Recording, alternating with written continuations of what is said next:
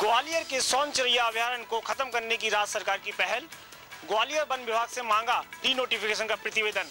विस्थापन से जूझ रहे ग्रामीणों में भी खुशी की लहर।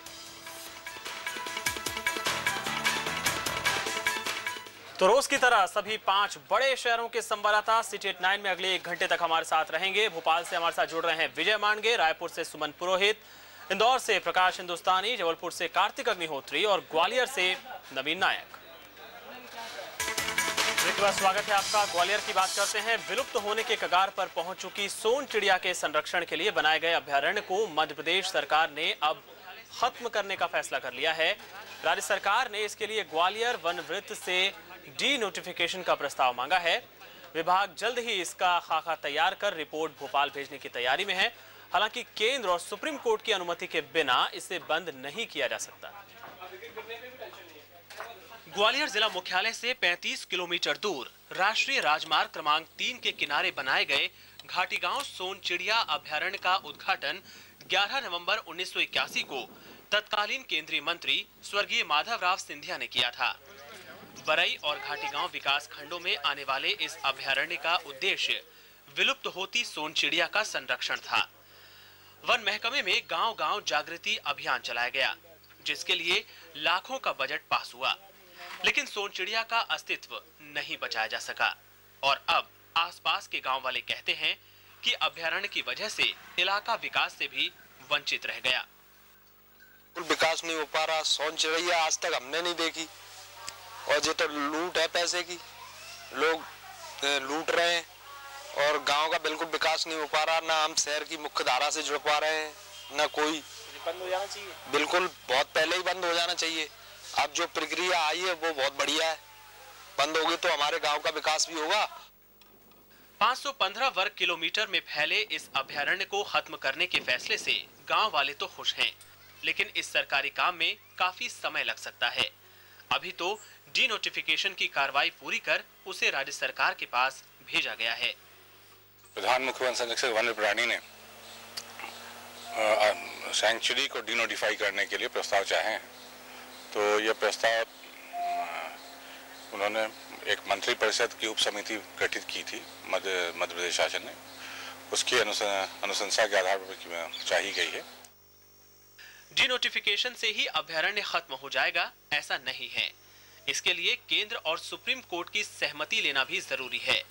9 साल पहले भी तत्कालीन दिग्विजय सरकार की एक मंत्रिमंडलीय उप समिति भी इसकी सिफारिश कर चुकी है, लेकिन नतीजा शून्य रहा।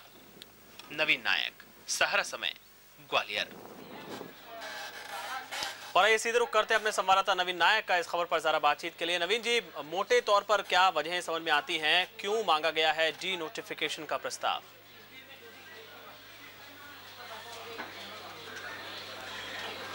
ये मैं आपको बता दूं कि सोनचरिया अभ्यारण्य की शुरुआत घाटी गांव जो कि यहाँ ग्वालियर से 35 किलोमीटर दूर है, वहाँ पर इसकी स्थापना की गई थी 1981 में, जब तत्कालीन जो केंद्रीय मंत्री थे स्वर्गीय माधवराव सिंधिया, उन्होंने इसका उद्घाटन किया था।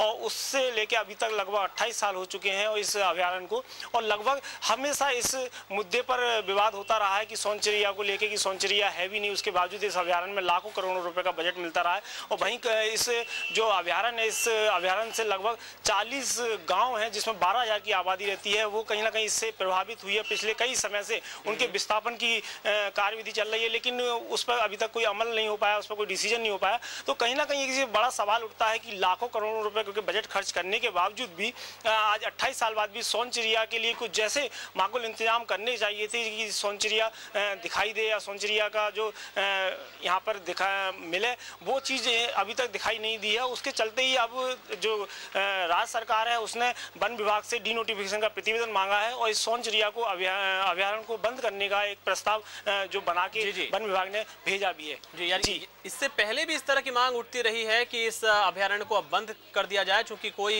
अब कोई तुक नहीं है इसे बनाए रहने का। देखिए, लंबे समय से पिछले कई सालों से ये प्रक्रिया चली है। इससे पूर्व में जब तत्कालीन केंद्र सरकार में दिग्विजय सिंह की सरकार थी, उस समय भी ये प्रस्ताव लाया गया था कि सोन चिड़िया अभयारण्य को बंद कर दिया जाए, क्योंकि इससे जो फायदे दिखने चाहिए थे वो फायदे कहीं ना कहीं नहीं दिखाई दे रहे थे। और लगभग राज्य सरकार और केंद्र सरकार इन लोगों का लाखों करोड़ रुपए का हर साल बजट इस केवल एक सोन चिड़िया के लिए ही आता था। और जबकि सोन चिड़िया उस अभयारण्य में कहीं भी दिखाई नहीं देती है। यदा कदा ही कोई सोन चिड़िया दिख जाए तो बात अलग है, लेकिन इसको सभी लोग मानते हैं कि सोन चिड़िया अब यहाँ पे नहीं है। तो ये जो क्वेश्चन है वो हमेशा से उठता रहा है। आपका बहुत बहुत शुक्रिया नवीन इस पूरी बातचीत के लिए। तो इसी के साथ सिटी एट 9 में आज बस इतना ही। कल फिर हाजिर होंगे आपकी शहरों की तमाम खबरें लेकर। फिलहाल एक छोटे से ब्रेक के लिए रुकेंगे। ब्रेक के बाद सुर्खियों के साथ दोबारा हाजिर होते हैं।